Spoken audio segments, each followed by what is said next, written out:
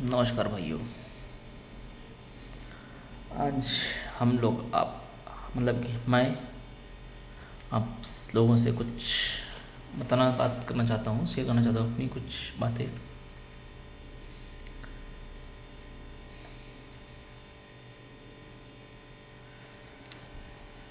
जब पढ़ाई करने की उम्र थी तो पढ़ाई की नहीं,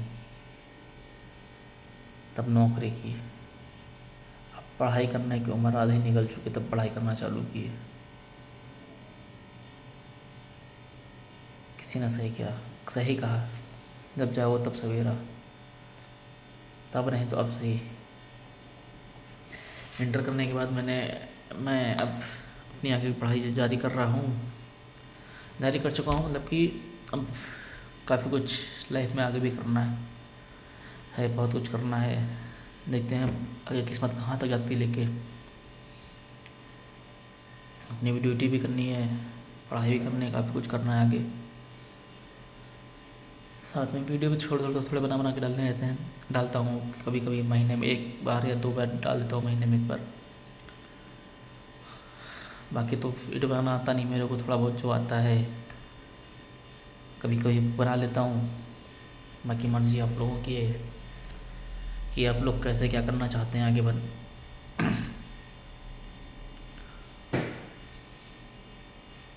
ज़्यादा। और हाँ, बात पढ़ाई की बात आती है। पढ़ाई तो मन तो लगता नहीं पढ़ाई का, लेकिन तब भी पढ़ाई करनी पड़ेगी अब आगे। पढ़ाई तो करनी पड़ेगी, नहीं तो भी दिक्कतें आगे, समस्याएं बढ़ जाएंगी। पढ़ाई ज़रूरी भी है, वैसे देखा जाए बहुत ज़रूरी है। नौकरी करने के लिए भी पढ़ाई चाहिए, और काफ़ी ऐसी बहुत कुछ चीज़ें हैं जो पढ़ाई के बिना नहीं हो सकती।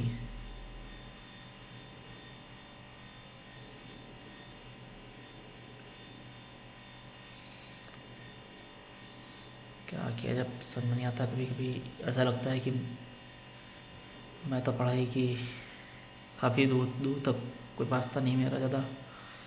पढ़ाई में बेमन से पढ़ाई करता हूँ, लेकिन हो सकता है आगे आधार ने चाहा, भगवान ने चाहा तो पढ़ाई में मन भी लगने लगेगा। फिर डिग्री भी कंप्लीट कर लेंगे, जिस पढ़ाई करना चाहते हैं आगे पढ़ाई हो जाएगी।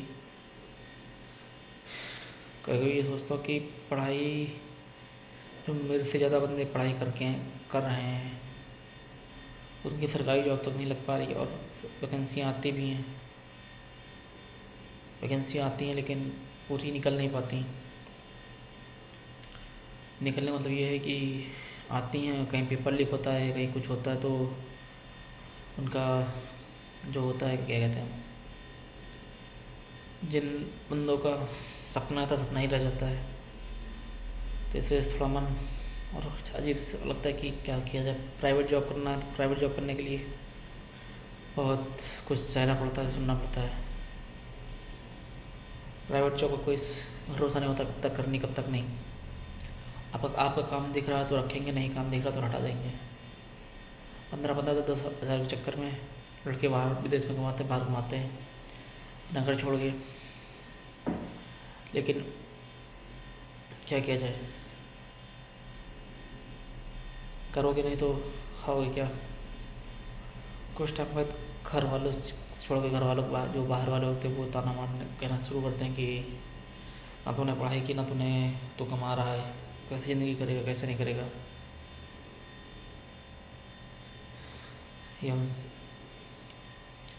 ये आप लोग वाली बात जानते हैं कैसे क्या होता है, कैसे क्या नहीं होता है। जो बंदे प्राइवेट जॉब कर रहे हैं, प्राइवेट जॉब में कि ये भी तो सोचना पड़ता है कि हर कल कोई आज गलती होती तो कल जॉब रहेगी नहीं रहेगी। जब आपको कोई भरोसा नहीं होता कि कल का जॉब है भी कि नहीं है। इसमें तो बड़ी समस्या आ जाती है कि जॉब पे बात जल्दी आती है। अगर अपने सीनियर से कोई बात, सीनियर कोई गलत करता है, उससे उसको बोलो तो बोलता है कि तेरे को जॉब करना है कि नहीं करना है। अगर नहीं करना तो मैं तेरे को भी निकाल के पाता हूँ। प्राइवेट सेक्टर में तो ऐसी सारी धमकियाँ मिलती हैं।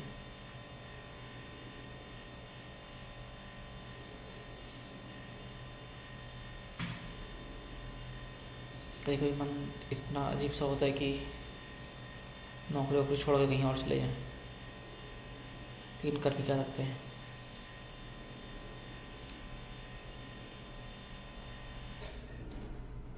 कहते हैं कि घर छोड़ के कहीं जाया नहीं जाता, इसके लिए क्या ही बोला जाए यार, समझ में ही नहीं आता।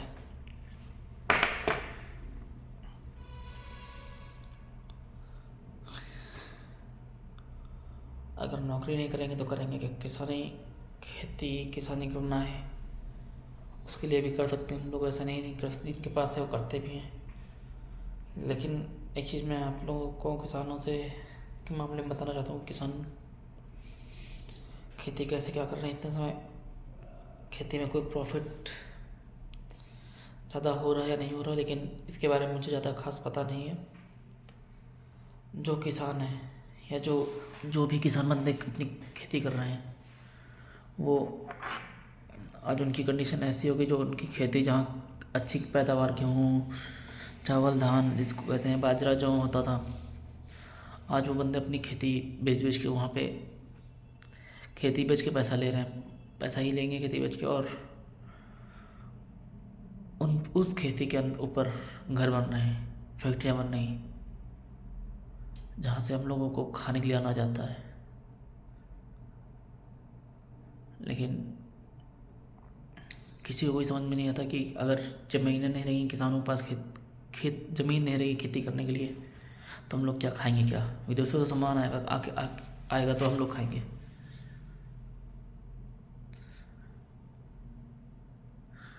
कहते नहीं घर में अगर चीज़ है पड़े पड़े सड़ जाती है, या ज़्यादा चीज़ होने से ख़राब फफूंद लग जाती है, सड़ जाती है। वैसे इतने समय हमारे यहाँ का भी हाल है, हमारे हिंदुस्तान का भी यही हाल है। इतनी ज़मीनें खेती करने के लिए हैं, इंडस्ट्रियल एरियाज जैसे इंडस्ट्रियल प्राइवेट फैक्ट्रियाँ, या जिन ठेकेदार ठेकेदार जैसे हैं, या जो भूमाफिया लोग टाइप के लोग हैं, वो लोग खेती करने के लिए, खेती करने वाली जो ज़मीनें हैं उन पे घर बनना है। मैं अपने गांव गया हुआ था कुछ दिन पहले, तो वहाँ पे देखा ज़मीनें जो खेती करने वाली अच्छी फसलें होती थी, वहाँ पे ज़मीनें बिक चुकी हैं, और वहाँ पे खेती करने की जगह पे अब लोग घर बनाने वाले हैं। कुछ दिनों में घर भी बन जाएंगे, मुझे ऐसा सुनने में आया, क्योंकि मेरे सामने तो ऐसा कुछ, जब मैं एक बार गया था तो वहाँ पे मशीनें चल रही थी कि ज़मीन सब बराबर की जा रही थी, जहाँ से जैसे कि घर बन सके। गुस्सा तो बहुत आती है इन सब चीज़ों को देख के। हमारी सरकार भी कुछ नहीं कर रही। सरकार को एक चीज़ ये जरूर करना चाहिए कि जो भी किसान है खेती करने वाले, उनको एक एप्लीकेशन या फिर कुछ ऐसा पास करना चाहिए कि आप लोग खेती कीजिए, ज़मीनें मत बेचिए अपनी ज़मीनें। अगर ज़मीनें बेचते हैं तो आपको घाटा लगेगा, या कुछ भी ऐसा करें कि जो किसान ज़मीन ना बेच सके। किसान भी मजबूर है, उनकी लड़कियों की शादी करनी होती है, बहुत ऐसा कुछ है जो किसान बयान नहीं कर सकता।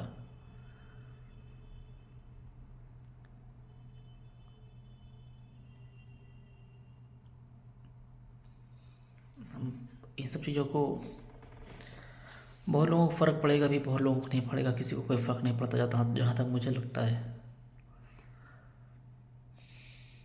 आप लोगों से यही कहना चाहूँगा कि जितनी भी ज़मीनें हैं वो ना बेचें, और जो फैक्ट्रीज़ हैं, फैक्ट्रियाँ हैं, या ऐसी जो भी फैक्ट्री टाइप में जो भी हैं जहाँ से गंदा पानी निकलता है, कृपया करके खेतों के साइड पानी मत भेजें। जो पानी पीने योग्य है वो बर्बाद हो रहा है हमारा।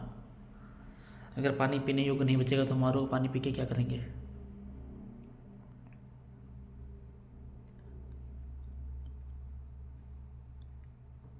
आर ओ का पानी भी ज़्यादा दिन तक नहीं पिया जा सकता, लेकिन जो ज़मीन से निकला हुआ मीठा पानी होता है वो सबसे अच्छा पानी माना जाता है। हमारे दादा लोग या बड़े बुजुर्ग लोग कहते थे जो ज़मीन से निकला हुआ पानी सबसे अच्छा माना जाता है। आर ओ के पानी में काफ़ी बैक्टीरिया जो ऐसे हैं जो हमारे शरीर के लिए पॉजिटिव या कहा जाए फ़ायदा करते हैं, हमारे शरीर में काफ़ी अच्छा रोल निभाते हैं हमारे शरीर में, ऐसा भी कह सकते हैं सरल भाषा में। अच्छा रोल निभाते हैं। तो अगर आर ओ का पानी पीते हैं तो उससे जितने बैक्टीरिया हैं पानी में जो हमारे लिए फ़ायदा करने वाले, वो सारे बैक्टीरिया मर जाते हैं। और जो फैक्ट्रियाँ हैं वो ज़मीन का पानी बर्बाद कर रही हैं, जो हमारे नीचे से पानी निकल के आता है। और एक चीज़ और कहना चाहूँगा, किसान इतने समय पेड़, जहाँ तक मुझे लग रहा है कटाई ज़्यादा हो रही है, पेड़ों की लगाई कम हो रही है। मतलब पेड़ काटे ज़्यादा जा रहे हैं और लगाए कम जा रहे हैं। तो आप लोग समझ सकते हैं पेड़ कैसे काटे जा रहे हैं तो किस हिसाब से लगाए जा रहे हैं, आप लोगों को खुद पता है। अगर ऐसे ही चलता रहा तो फिर कुछ समय के बाद हम लोगों को सांस लेना भी दिक्कत हो जाएगा, सिलेंडर लेके लगाना पड़ेगा।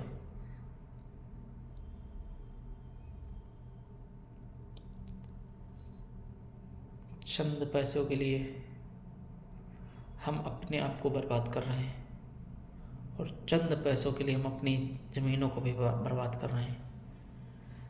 उस चंद पैसे के लिए हवा, पानी, खान पान सब बर्बाद कर रहे हैं जो हमें फ़ायदा देने वाला है।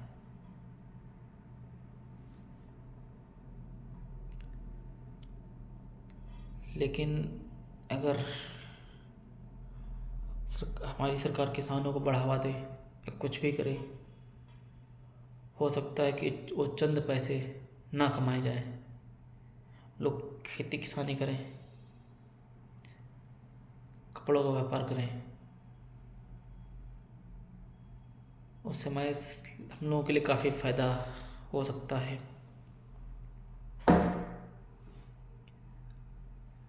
अगर बहुत सी जगह पैसे ज़रूरत पड़ती भी है, ऐसा नहीं कहा जा सकता कि पैसे की ज़रूरत नहीं रहती है। हर जगह पैसे की ज़रूरत नहीं हो सकती। कुछ जगहों पर पैसे की ज़रूरत बहुत है, कुछ जगहों पर नहीं है। लेकिन हमारे किसानों के लिए कुछ नहीं है। कुछ नहीं का मतलब आप लोग समझ सकते हैं क्या कहना चाहते हैं, क्या नहीं। ज़मीन बेच के लाख, 2 लाख, करोड़ों, 2 लाख, 2 करोड़ रुपए आ सकते हैं, लेकिन ज़िंदगी भर खाए नहीं जा सकते हैं। खेती करने वाली ज़मीन हम 2 करोड़ बेच के अपने बच्चों की, अपनी बेटियों की शादी या पढ़ाई करा सकते हैं।